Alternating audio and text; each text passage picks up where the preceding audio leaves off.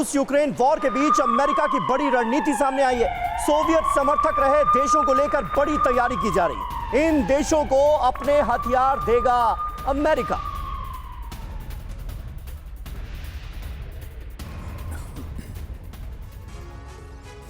और आइए देखते हैं कि छोटे देशों को हथियार देने की ये पूरी अमेरिकी स्ट्रैटेजी आखिर है क्या। कई विरोधी देशों को पाले में लाने की तैयारी में है अमेरिका। तो अमेरिका की तरफ से किस तरह की तैयारियां की जा रही हैं ये आप देखिए। उधर लैटिन अमेरिकी देशों को हथियार सप्लाई करने जा रहा है अमेरिका। इन देशों में मौजूद रूसी हथियारों को रिप्लेस करेगा अमेरिका।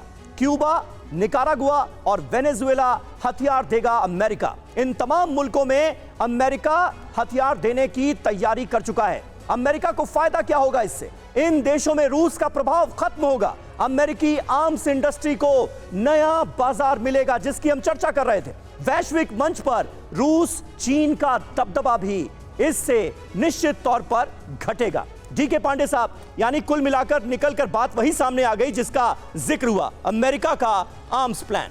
देखिए, वैश्विक रीजन तो है ही मुख्य कि भाई मेरी जो इंडस्ट्री डाउन हो रही थी, जितने भी हैं लैटिन मार्टिन वगैरह, जितने भी ये जो बड़ी बड़ी कंपनी है, वेस्टिंग हाउस वगैरह, ये इनके शेयर जो है मार्केट में डूब रहे थे। और जो ही यूक्रेन रशिया का कॉन्फ्लिक्ट शुरू हुआ, उनके शेयर जो है वो 4 गुना 5 गुना और बहुत ज़्यादा बढ़ते चलेगा, अभी बढ़ रहे हैं। जहाँ तक मज़ेदार चीज़ है, अभी हम जो बात कर रहे थे कि ये अमेरिका जो है रशियन बाकी देशों को क्यों देना चाहता है, उसके पीछे अभी यूक्रेन में जो लड़ाई हुई, वहाँ पर रशियन जो हथियार थे, उनके जो सेना थी वो रशियन आर्म्स अम्यूनिशन की ट्रेंड थी। तो ये एक बहुत बड़ा एक रुकावट थी अमेरिकन सपोर्ट में कि जो भी हथियार दिए जा रहे थे या जो भी उनको आर्म्स अम्यूनिशन दे रहे थे, उनकी ट्रेनिंग एक बहुत बड़ा मुद्दा बनता था। तो अगर ये देश जहां पर कि ये संभावित खतरे हो सकते हैं, अगर अमेरिकन सेट्स वहां पर रहेंगे तो आसानी होगी उनको फ्यूचर में अपना आर्म्स भेजने में अमेरिका को। सर आपने, लेकिन ये इस वक्त किस रणनीति के तहत किया जा रहा है, इस बारे में चर्चा करने से पहले ये जानना इंफॉर्मेशन वॉल के जरिए बहुत जरूरी है कि आखिर लैटिन अमेरिकी देशों को लेकर इन दिनों ये कश्मकश क्यों है, ऐसी स्थिति आखिर क्यों बनी हुई है।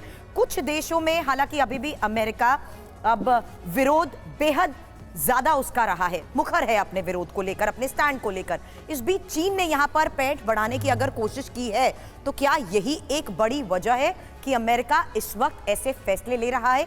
एक समीकरण अब हम आपके सामने इंफॉर्मेशन वॉल के जरिए रखेंगे, जहां यह समझा जाएगा कि आखिर लैटिन अमेरिका किस कश्मकश में है, क्योंकि कई लैटिन अमेरिकी देश नए वैश्विक पावर समीकरण को लेकर हालांकि यहां पर इस कश्मकश को लेकर चर्चा कर रहे हैं। अब वेनेजुएला का नेतृत्व अमेरिका से रिश्ते नॉर्मल करना चाहता है। दूसरी महत्वपूर्ण बात, जहां ईरान ने वेनेजुएला को यूएस से दूर रहने की पहले ही हिदायत दी हुई है। तीसरी महत्वपूर्ण बात कि किस तरीके से निकारागुआ समेत कुछ लैटिन अमेरिकी देश चीन के करीब नजर आ रहे हैं।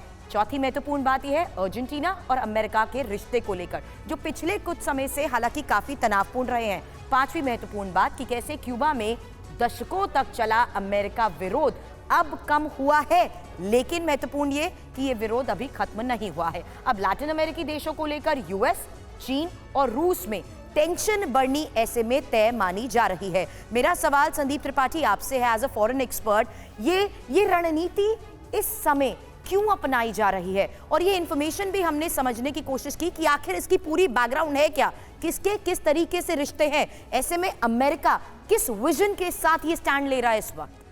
देखिए, ये बड़ा अच्छा सवाल आपने किया है। और सबसे बड़ी बात यह है कि जो ग्रेट गेम चल रहा है चाइना, रूस और अमेरिका के बीच में, उसको समझने की जरूरत है। मैं आपको उदाहरण देना चाहता हूं 1948 का।